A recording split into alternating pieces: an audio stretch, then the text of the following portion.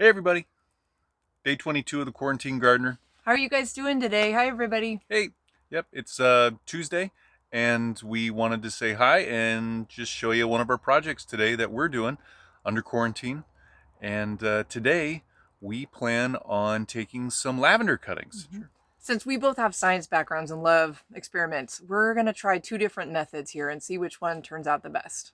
Yep, we're gonna try and do it a regular type of cutting in soil, in potting soil, and then we're gonna do it in water and see if either one roots. And yeah, this is a new experiment for us because we're not planning on using any root tone or any rooting enhanced treatment on these cuttings. We're just cutting them off the plant and we're going to stick them right into either soil or water and see what happens. These will be softwood cuttings of the lavender. It's early in the season. Our lavenders are starting to grow already, so this will be fun to try out. Yep, it will. It'll be, it's going to be interesting because all the literature that we've seen so far says to take the cuttings in the fall. And so we're going to try something different just to be different and see what happens. It's worth a try. Yeah, worth a try. Why not?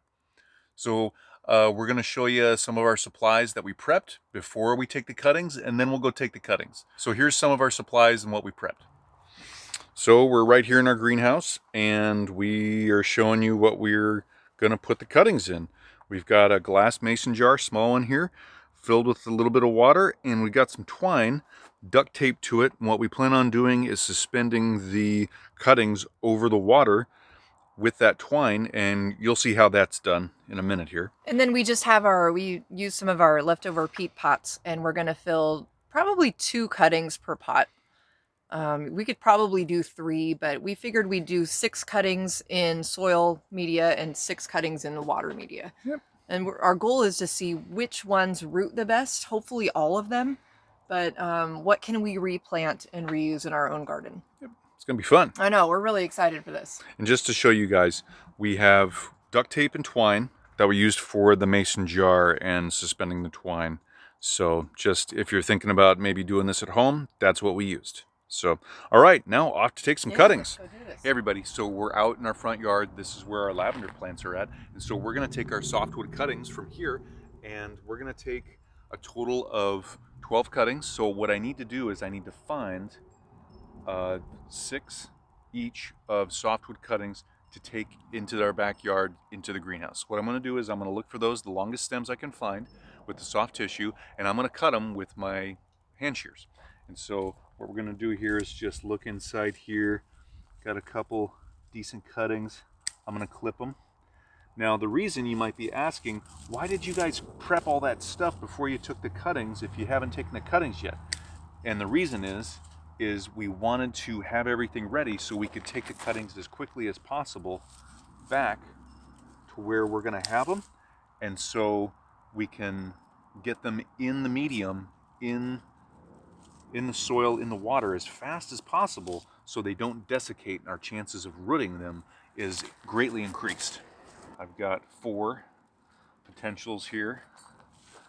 So I'm just looking for long stems if I can find them. Get down in. It smells amazing over here. Yeah, lavender always smells good. No wonder it's been cultivated for thousands of years by humans. Yeah. Gotta be particular about our cuttings here because we want good cuttings.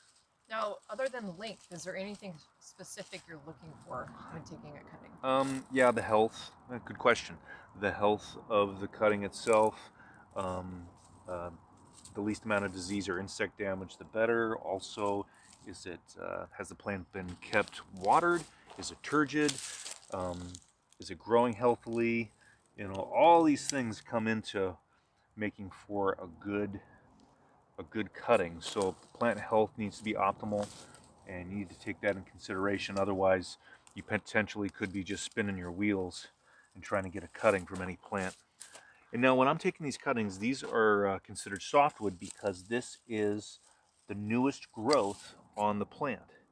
If it was older growth, meaning from a year or 2 before, then it wouldn't be considered a soft wood. It'd be considered more of a hardwood, and that would be a lot harder to root, and then we definitely would need some root tone or something to enhance each cutting's ability with that hard wood to root.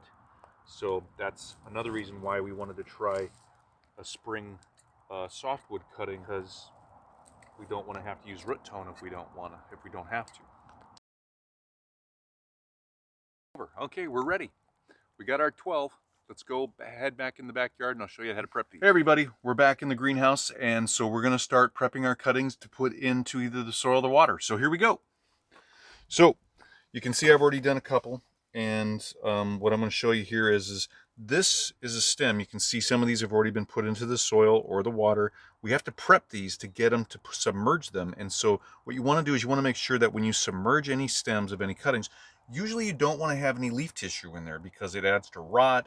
It can take away from the cleanliness of the whole thing, and that can lead to disease and lower your chances of rooting and or the cuttings survival. So what we're going to do is I'm going to use my thumb, and I'm just going to remove this leaf tissue, any of these leaves on these cuttings that we took, and I'm going to go so far up the stem so I encourage those areas to root.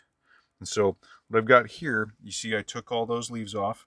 Now what I'm going to do is I'm going to cut right below where these leaves were right here, because there's buds on either side here of this, and that's where I want to encourage up the stem, wherever it's submerged or beneath the soil level.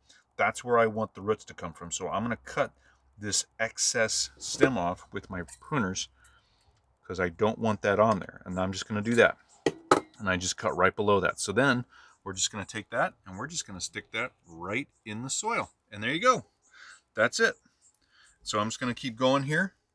I've already got some in the water, and we will keep going with these and make sure these are okay and looking good.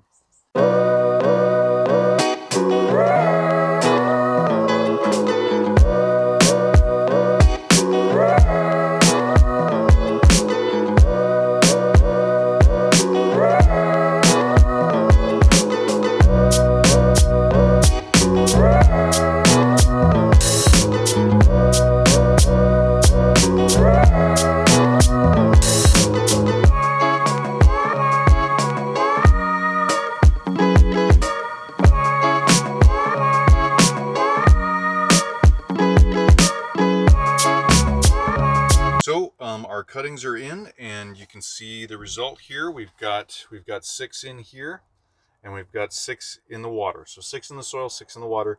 And so the idea with the twine was to make sure that they were suspended in the water, and they're kind of doing that. They're a little cattywampus. It didn't work like I thought it would in my head, but whatever, that happens.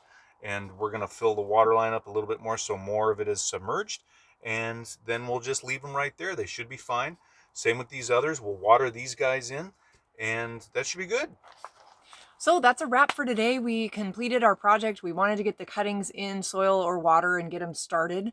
So we will be watching them as usual, probably every day. But after about a week probably, or 2 weeks, we should see some growth and we should be able to tug on them just a tiny bit to tell kind of a root test and see if it worked. Yep, if there's any resistance, we'll know there's some roots down there. Also, we'll know if they're alive or not, if they still have green leaves and they haven't withered. So we'll see, and we'll update you as it goes along. So our fun experiment. We can't wait. Yep, can't wait to see what happens. So until then, stay safe. We're all in this together, and just stay busy and stay happy. So until then, you guys have a great day. Thanks for watching, and we'll see you tomorrow. See you tomorrow, everybody. Bye. Bye-bye.